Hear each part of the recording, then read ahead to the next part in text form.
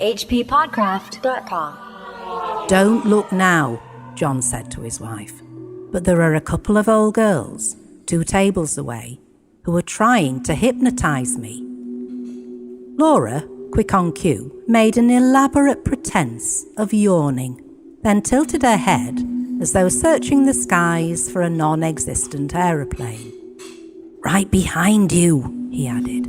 That's why you can't turn round at once. It would be much too obvious. Laura played the oldest trick in the world and dropped her napkin, then bent to scrabble for it under her feet, sending a shooting glance over her left shoulder as she straightened once again. She sucked in her cheeks, the first telltale sign of suppressed hysteria, and lowered her head. "They're not old girls at all," she said. "They're male twins in drag." Her voice broke ominously, the prelude to uncontrolled laughter, and John quickly poured some more Chianti into her glass.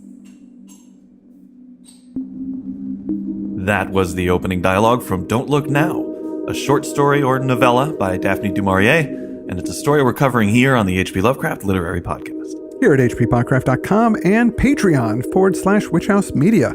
I'm Chris Lackey. I'm Chad Pfeiffer, and right away I have to take some issue with this story. You know, when somebody calls prostitution the oldest profession in the world, I think, well, we can't know that for sure. I would guess cook, hunter, maybe hairdresser. But what? Prostitution is definitely within the realm of possibility. And, Lovecraft says the oldest emotion of mankind is fear. I think it's probably more like fear, but I'm a little gassy, maybe that feeling. But it makes sense. It could be fear. In that opening, du Maurier says the oldest trick in the world is dropping a napkin so that you can look at some strangers. Okay. And that does not seem right to me. I would think the oldest trick in the world is like hiding behind a rock and going, boo. Or like just running up and punching somebody in the gut. That's a good trick.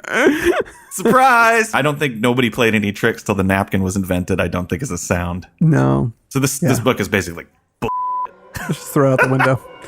Who was it that read that ridiculous hyperbole? That reader of ours is none other than Barbara Ford. Barbara Ford is the grandmother to my children, and yet she's not my mother. What? How is this possible? That's right, she's my mother-in-law. Don't look now. She's your mother-in-law. That's cool. I'm glad to have Barbara on the show. Daphne du Maurier is such a cool name. She's also Lady Browning, although I don't think she ever used the title herself. No. But what do we know about this writer? Daphne du Maurier was born to a wealthy family in 1907. She was homeschooled along with her 2 sisters. She spent a lot of her youth traveling around Europe. She loved sailing and writing at an early age. Yeah, her parents were theater folks. Prominent actor-manager Sir Gerald du Maurier and actress Muriel Beaumont. Du Maurier met many prominent theater actors thanks to the celebrity of her father when she was a young child. Her grandfather also was a writer and a cartoonist for Punch. Her elder sister Angela du Maurier also became a writer, and her younger sister Jean was a painter. So, quite an artistic family, and I think that their connections are what helped her get her start in publishing the writing that she was working on. She was also a cousin of the Llewellyn Davies boys, who you might know served as J.M. Barrie's inspiration for the characters in Peter Pan. Yes. Pretty illustrious family. Yeah, she felt that writing was her calling. So when she was 20, she moved out to Cornwall, and she was super into it. And she felt like Cornwall was her spiritual home. Now, Cornwall is kind of the southwest portion of the United Kingdom. Yeah, that's where pirates come from. Well, yes, that was because the actor who played Long John Silver in the film adaptation of Treasure Island did it with a Cornish accent. And then that is kind of what started the precedent of pirates talking with Cornish accent. I see. But yeah, as you know, pirates can be of any nationality and speak any language. It's such a beautiful occupation, piracy. But Daphne was super into the outdoors and country life. She loved being out there with nature, living off the land. Her first novel, The Loving Spirit, was published in 1931 when she was only 24 years old. She was married the following year, but that did not stop her writing. In 1938, she published her most famous book, Rebecca. Rebecca was an immediate hit, sold nearly 3 million copies between 38 and 65, and it was adapted in 1940 by Alfred Hitchcock. It was actually Hitchcock's first American project, the first film he made under contract with David O. Selznick. In the movie, you've got Laurence Olivier as the brooding aristocratic widower, Maxim de Winter, and Joan Fontaine as the young woman who becomes his second wife. I think Rebecca is dead before the movie even starts. It won 2 Academy Awards, got Best Picture and Best Cinematography. Wow. 11 nominations. It was a pretty big hit. critically acclaimed. Her story, The Birds, was also adapted by Alfred Hitchcock for his film by the same name. I actually watched it again recently because Heather had never seen it before. And I should read the book, actually, because it's a pretty terrifying concept. But the movie, it's just all I see are the birds getting thrown at Tippi Hedren, and it just doesn't, it's not scary. It's a fun movie, but it's not scary. Du Maurier wrote dozens of books, fiction as well as nonfiction, but she died in 1989 at the age of 81. Some of her other books that were adapted to film were Jamaica Inn, Frenchman's Creek, Hungry Hill, and My Cousin Rachel. Jamaica Inn? No, I was stuck outside. Oh my God. You should take that on the road. Done. That's the opening bit, my 5-minute set. Ooh. This story, Don't Look Now, was much later than I had imagined. It was published in 1971 in a collection called Not After Midnight. Yes, it's much more recent than the rest of her works. It was adapted into a 1973 independent British film starring Donald Sutherland and Julie Christie. I actually just saw it recently. I've been wanting to see it for years. Yes. There was a show on cable like 10 or 15 years ago called 100 Scariest Movie Moments. Do you remember that? Yes. It's like a clips show. And it's exactly what it says it was. It was just counting down these movie moments, had clips, and then celebrities and filmmakers being interviewed about them or making jokes. It was great Halloween season programming. Yeah. Because it was on over and over the course of a day, so you just sort of have it on in the background and wander by and catch wherever they were in the list. Don't Look Now was on there pretty highly ranked, I think, unless I'm confusing it with Invasion of the Body Snatchers. It's pretty well regarded as a horror film, and strangely, I never heard of it before. I thought I knew horror. I was like, I never heard of this, and I saw it was like, I think in the AFI's top 100 horror films or something like that. It's like number 8 on the 100 best British films of all time, too. Yeah. I think since it came out, it's risen in reputation. The scariest moment in it for that clip show, I think it was the thing that happens at the end, but I'm not entirely sure. But anyway, that's how I became aware of it from watching that show, because I didn't know about it before that either. And I'd seen almost all the other movies that they showed in that clip show, except that one. And of course, every time I thought about watching it, I'd pick up the DVD case, and it would say, "Don't look now," and I go, "Okay, I can do this later." See, I can make some dad jokes too. So even though I hadn't read the story yet, this weekend I said, I'm going to rent it and watch it. You did the same thing. I did the exact same thing because you said that this was supposed to be a good horror film. Check it out. And usually I read the stories first and then I watch the movie, but I'm going to watch this movie first. And it is a weird movie. I think it's weird, but also weird in the weird sense. Like it's really... It's weird in all senses of the word. Yeah.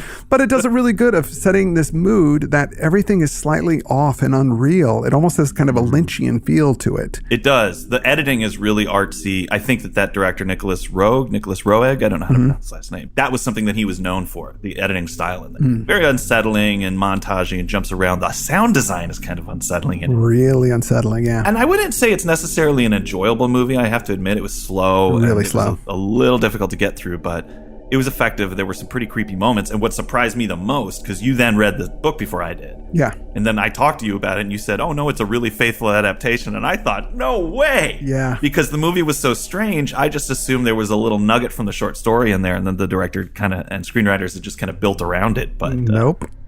No, then I read this and I thought, oh my gosh, it's a really accurate adaptation. The ending of it, I'm not going to go into detail right now, but the ending of it is so out there that I thought for sure it had to be some wacky filmmaker, not the ending from this story. But no. Yeah, me too. It is the ending of the story. I mean, we read a lot of these stories. You kind of know where they're going. I did not know where this was going. That totally pulled the carpet out from underneath me, reeling from it, to be honest. I don't understand. It's pretty strange, but it feels like this story, for the most part, has its own internal logic it's like a psychic thriller. Yeah. And then there's another story that's happening in another part of the city, and that story just runs into this one at the end somehow. Yeah. And we never heard details about that other story. Yeah. It's just been hinted at. So that, in a way, is kind of cool. I mean, it certainly broke my expectations. Yeah. Also, I've just always been a fan of naked Donald Sutherland. Who is not? It begins in Venice, Italy, where a young couple, Laura and John, are in a restaurant talking smack about other patrons. Immediately, I was pulled into this because this is something my wife and I have done on many occasions. Usually along the lines of, oh, look, that's poor man's Brad Pitt hanging out with Steve Buscemi's handsome brother. Yeah, the celebrity dime store celebrity game is pretty fun. Extra points if you can hit a really specific combination like, hey, here comes Elton John Frankenstein, don't look. And it's perfect. Yeah. That's the best. Anyway, back to the story. At the table behind Laura, there's a pair of old ladies, twins, that are sitting and enjoying a meal. One of them seems to be staring at John. They have a number of theories, everything from they're criminals in disguise to that they're retired school teachers on holiday. After Laura drops the napkin, the oldest trick in the world, and she checks them out, she says they're male twins in drag, maybe. Obviously, this being the 1970s, they aren't very culturally sensitive about the trans community. I mean, they're insinuating that these are some kind of thieves who cross-dress as a means of committing their crimes. They're criminals doing the sights of Europe, changing sex at each stop. Why? There's been I've seen some Law and Order episodes where, somebody was getting away with a crime because they cross-dressed. Really? So they were looking for a woman the whole time, and they're like, wait a minute. They go into the guy's apartment and there's wigs and dresses. I know who did this. Laura concludes with what's probably true. She says, there are a couple of pathetic old retired schoolmistresses on holiday who've saved up all their lives to visit Venice. They come from some place with a name like Wallabonga in Australia, and they're called Tilly and Tiny. So the couple are even a little cruel in their descriptions of these women, but it is a smart way to start the story because, just as John and Laura are talking smack about other customers, we're eavesdropping on them in this private conversation. And it's those kinds of private jokes the couples share. They know nobody else is going to hear this. This is just for their own personal. Yeah. And it makes us feel like we're part of the couple as well. Of course, yeah. So the old lady who's not staring gets up and goes to the toilet. Laura goes as well, mostly with the intent of trying to find out what this lady's story is. She's not going to interrogate her or anything. She's just going to kind of spy. She says, I simply must not laugh. And whatever you do, don't look at me when I come back, especially if we come out together. After Laura leaves, John thinks about how good it is to see Laura having a good time. She's been very distraught over the recent death of their young daughter, Christine. They also have a son who's slightly older, but he's back at boarding school in England. The doctors told him that, she'll be fine. Give her time. Anyway, you're both still young. There'll be others. Another daughter. He thinks another child, another girl, would have her own qualities, a separate identity. She might even introduce hostility because of this very fact. A usurper in the cradle, in the cot, that had been Christine's. A chubby flaxen replica of Johnny, not the little waxen dark-haired sprite that had gone. Nice bedside manner on this doctor. Yeah, your kid's dead, but you'll have another one. I mean, that's not quite how it works, What a jerk. It mentions that she had meningitis, but that's all we really get from it. Yeah, that was one thing they departed from in the film, where they made that a little more dramatic. It's a drowning that opens up the movie. Yeah. It's also that recent death trope that's in some horror. I know that we've talked about it before. Parent getting over the loss of a child, goes on a holiday or renovates an old house, trying to put some tragedy behind them. It always puts the characters in a more sensitive place where they might be open to supernatural events. The rats in the walls, the movie The Changeling, etc. The other old lady is still staring at John, and he decides that he's going to stare right back at her. But she doesn't look away, and this makes him really uncomfortable, so he looks away. He realizes that Laura is taking a long time, and he's starting to get a little annoyed with her. After 15 minutes, the other twin returns from the bathroom, and they get their coats, and then they leave.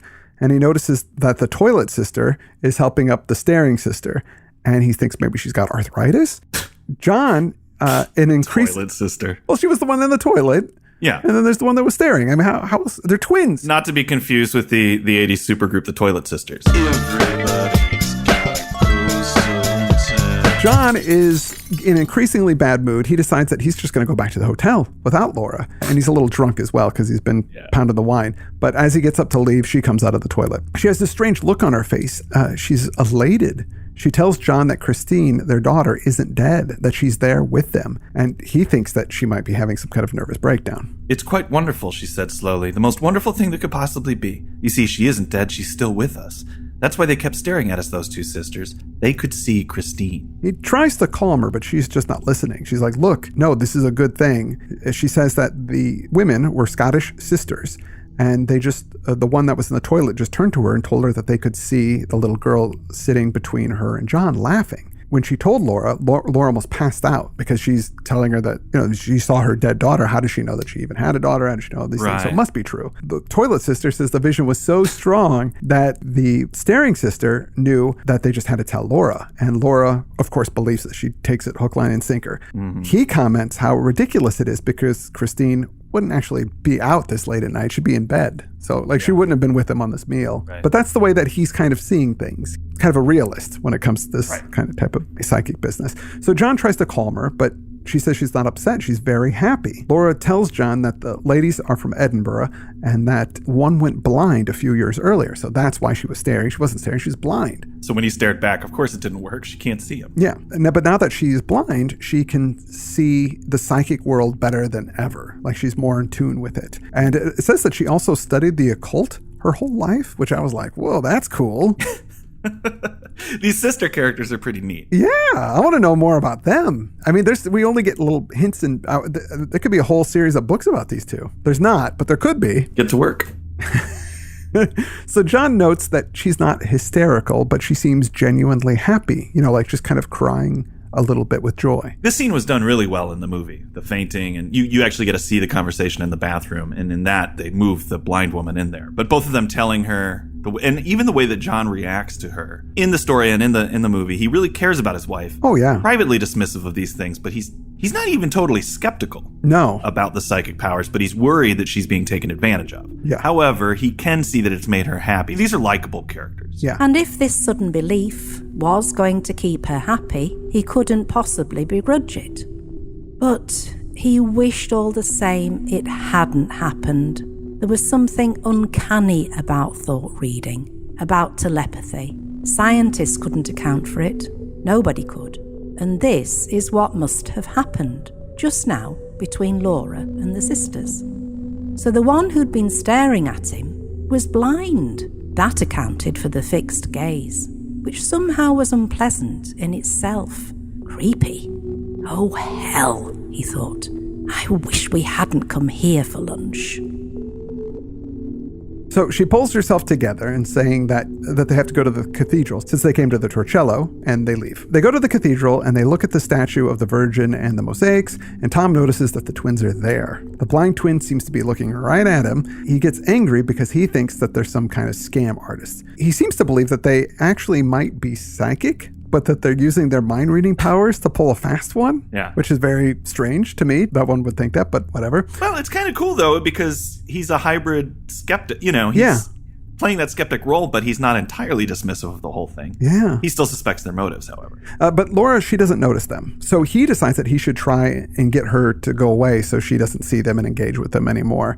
So he says, hey, let's go off the beaten path and go explore Venice. And this was an aspect of the movie that I didn't quite feel in the story, is what Venice looks like and how the canals are kind of the roads, but then there are all these little sidewalks by the buildings and these bridges and all these areas, and it's very twisty and turny. There's all these nooks and crannies and everything seems to be falling apart, and it's a very old ancient city. In the story, I mean, she goes and she describes it a bit, but it doesn't really, to me, convey it. When you see the movie, because it's all shot in Venice, I mean, you're there. It's amazing. And I've never been particularly interested in going to Venice, but actually after seeing the movie, I was like, wow, that looks kind of cool. It looks really neat. And it's funny because the way that city's presented, you don't think about certain things. The fact that they are all waterways. I mean, this sounds dumb, but there's a part where they're taking somebody to an ambulance and it's a boat. Yeah. I don't know why that struck me as so, I'm like, of course the ambulance is a boat.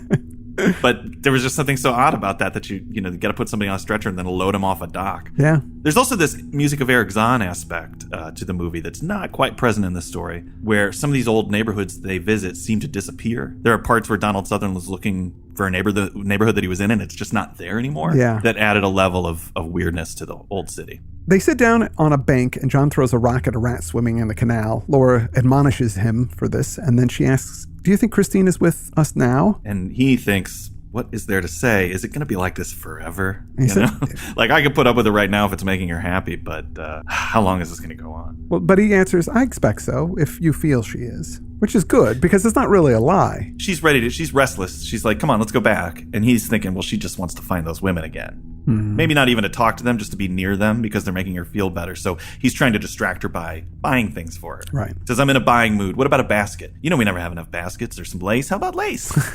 He tries to distract her with some postcards, a headscarf, a few other things. It seems to work a bit. And when they finally get back, the twins are nowhere to be seen. They head back to the hotel, and Laura says that it's been a lovely day, one she'll never forget, and that she can finally start enjoying their holiday. Back in the room, Tom thinks to himself, now is the night we make love. And he goes to her. She knows what he's thinking. He doesn't say anything to her. They just lock eyes, and then it's magic. Well, one could imagine that since this tragedy happened to them, there hasn't been a lot of intimacy, so he's somewhat starved for it. Yeah. And the fact that the psychics cheered her up suddenly makes it an option. Yeah. So they're both very excited about it. They might not have had sex since their daughter died. Yeah. Now, this scene in the movie is very long and pretty graphic. This sex scene had cunnilingus, Yes. which never happens in a mainstream film. No. Part of the reason it's so notorious. For that period, it was fairly notorious. There were censorship issues on both sides of the Atlantic.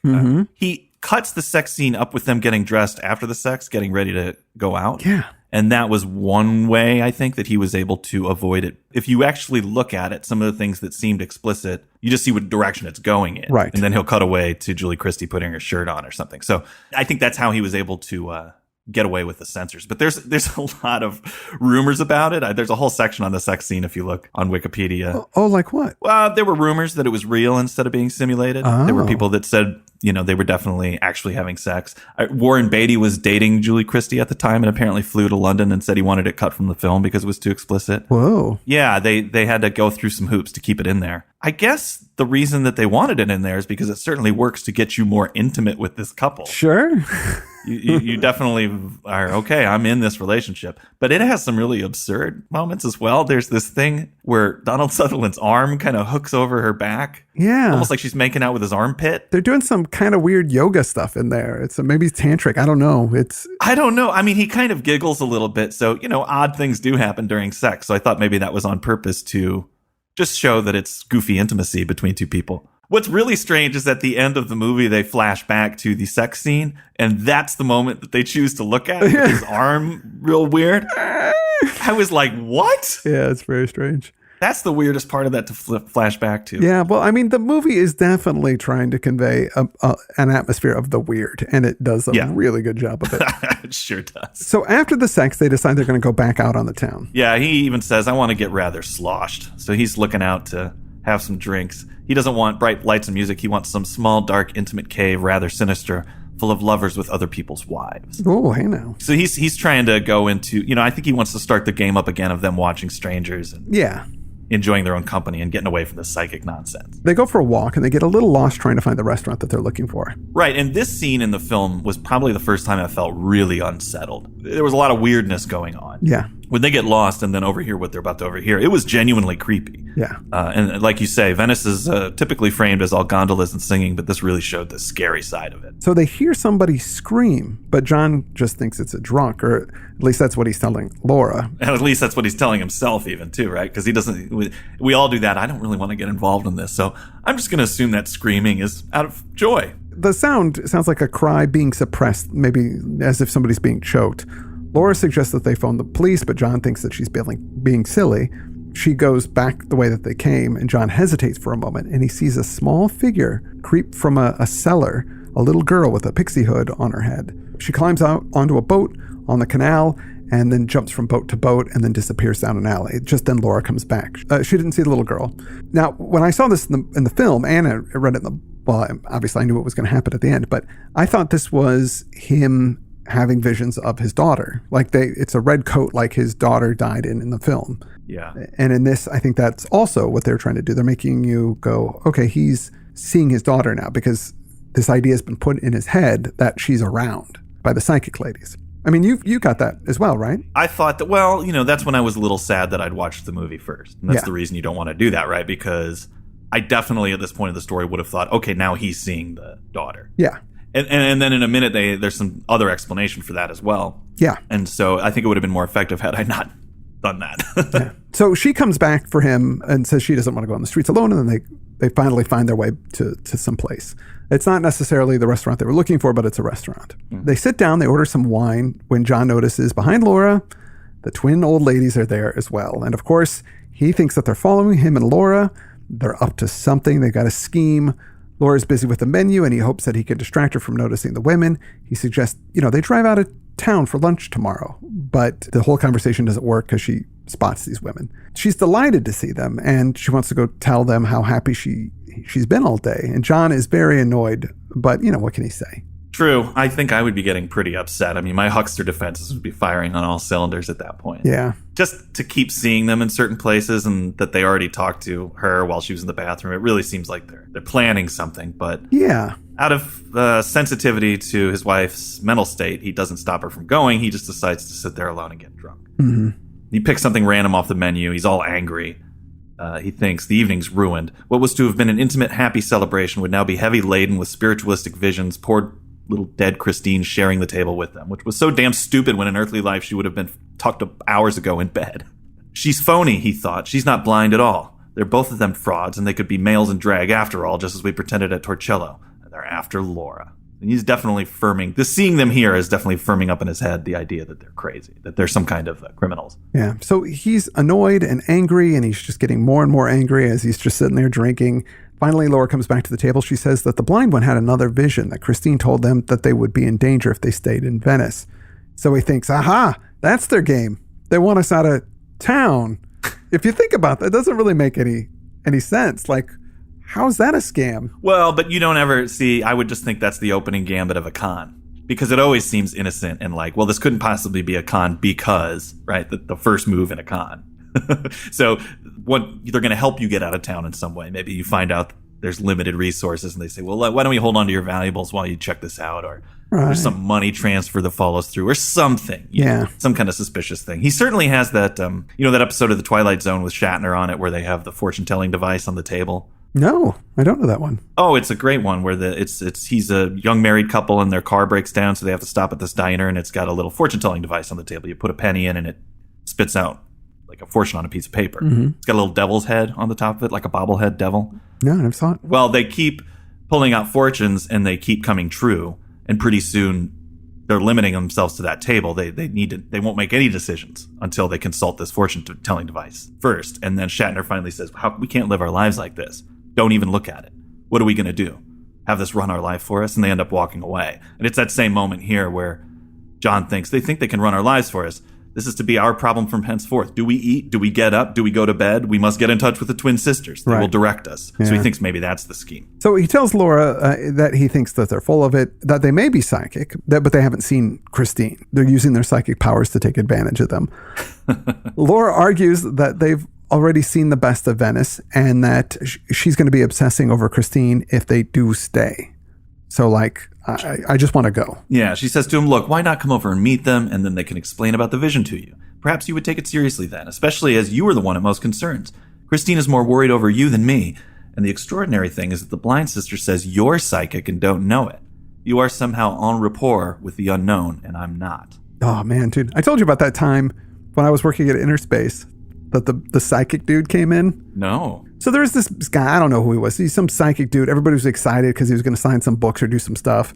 And I'm the resident skeptic of the place. Interspace was the store you worked at where they sold like crystal geodes and music that was supposed to make you feel better and aromatherapy things. Yeah, all that stuff, all that woo-woo nonsense.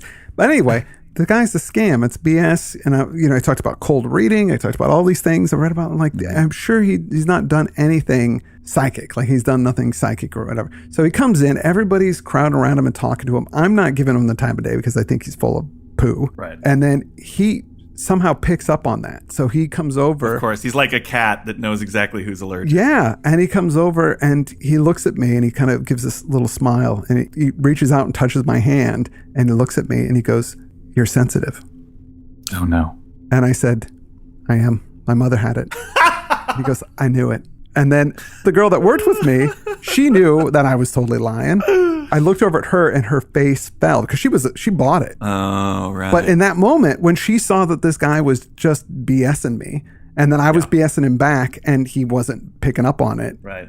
That she was like, "Oh, you're right. He's full of crap." Yeah, this guy's full of it. And he was. He wasn't even doing cold reading. He would just say platitudes and stuff. Like, it was terrible. Horoscope stuff, right? I feel like you have a complicated relationship with your parents. Oh my God. He saw into my soul. Sometimes you don't feel very confident. Yeah. It's like, oh, wow, he knows me. How does he know me? You're having some struggles with your work.